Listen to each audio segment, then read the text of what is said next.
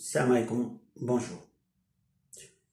Cette fois-ci, c'est pour parler du combat de Satan, donc Iblis, contre le Mahdi. Actuellement, Iblis et ses associés, donc l'Antichrist aussi, attaquent beaucoup le Mahdi et depuis très longtemps. La question qui se pose actuellement, pourquoi j'en parle? C'est que là, il y a des changements, c'est qu'ils ont de plus en plus du mal à le neutraliser pour commencer à activer dans le sens de sa mission. Sa mission va bientôt commencer, Inch'Allah, et ils le savent, ils veulent la retarder au maximum. Donc, ils attaquent son corps de façon qu'il soit tout le temps malade, pour pas qu'il puisse travailler, et il attaque la tête de façon à ne pas qu'il ne puisse se concentrer pour justement percevoir et se concentrer sur ce qu'il fait. Percevoir, c'est recevoir de la part d'Allah une forme dire une lumière qui vient d'Allah et des informations qui viennent d'Allah. La question est actuellement le combat, pourquoi?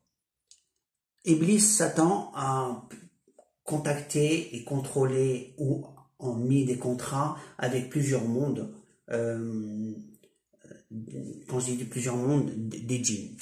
Et ensuite, il s'est accaparé de la planète des humains, donc la dimension des humains, et est en train de prendre le contrôle de plus en plus. Au début des États, et maintenant il veut s'accaparer du contrôle des humains à titre individuel. Et on voit tous les systèmes de mise à la maison, le fait que les entreprises vont fermer, donc l'économie, les gens n'auront plus de moyens à titre individuel pour trouver de quoi se nourrir, et on dépendra d'un système où nous donnerons des tickets dans le genre un salaire, et sans leur charité, ben on mangerait pas, puisqu'il n'y a pas de travail, il n'y a pas d'activité, et on dépendra d'eux. Donc là, c'est le contrôle individuel, pas de moyens, tu as une famille à nourrir, tu obéis ou tu meurs. C'est la stratégie menée par Iblis et ses soldats, et d'une façon méthodique. Là, actuellement, le combat de Satan par rapport au Mahdi, c'est le retarder dans sa mission, car il sait qu'elle ne devrait pas tarder, Inch'Allah. Et donc, plus il la retarde, mieux c'est pour lui. Et il a mis des stratégies dès qu'il va arriver dans tel endroit ou tel endroit, qu'est-ce qu'il va contrer ces événements. Pour ce qui concerne les mondes des djinns, il y a eu, il y a quelque temps, une des dimensions qui a été libérée par le Mahdi. Grâce à Allah, quand je dis par le Mahdi n'a pas de pouvoir que ce que Allah lui accorde. Donc, faut bien comprendre, c'est Allah, donc c'est les cadeaux d'Allah, a fait libérer une des dimensions, donc une dimension des djinns. Et cette fois-ci, aujourd'hui, il y a eu une deuxième dimension qui a été libérée, et donc, par la grâce d'Allah, on a deux dimensions que d'Iblis contrôlées ont été libérées. Il reste les autres. Donc, Inch'Allah, on aura les autres. Possible, ces deux dimensions. Il y a d'autres dimensions qu'on ne pourra pas avoir, puisque ils vont nous attaquer à la fin. C'est Gog et Magog qui dit qu'ils vont passer de partout.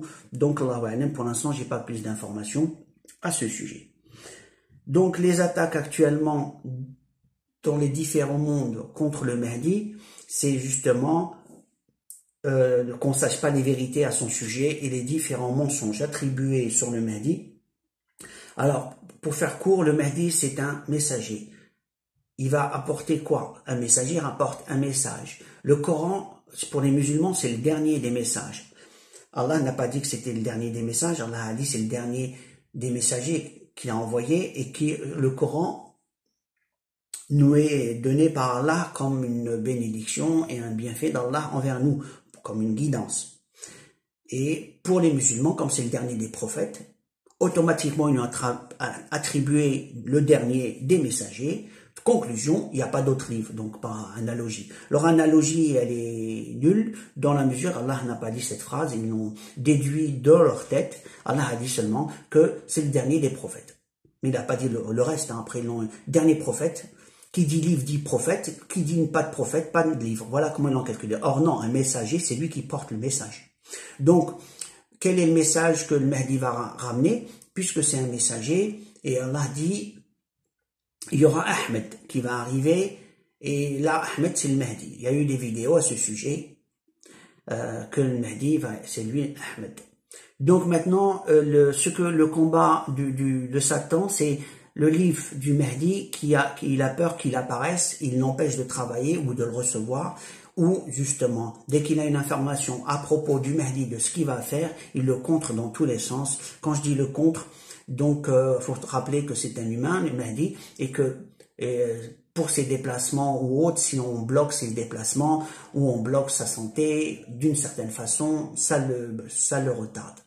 Donc voilà, ça, je vous donne une idée du combat mené par Satan envers le Mahdi. J'ai pas dit le contraire, puisque Satan qui attaque et le Mahdi il contre-attaque dans un sens. Et en attendant le livre et que Allah lui donne des capacités au-dessus pour justement prendre le contrôle de la totalité, mais par la grâce d'Allah. Voilà, je vous ai dit le contenu de ce que je voulais vous dire. Je vous dis à la prochaine vidéo. Alaykoum salam et priez Allah. Alaykoum salam.